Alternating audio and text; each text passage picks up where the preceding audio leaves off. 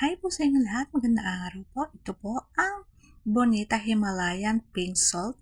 Ito po ay nakakatulong para sa mga makapagpalight ng mga dark spots, scar, nakakapag-moisturize din po ito ng ating skin.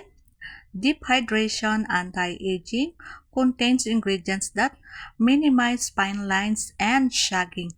Smoothing property, reducing redness and itchiness, make it deals for sensitive skin at may SPF 30 din po ito, helping shield the skin from the harmful UV rays.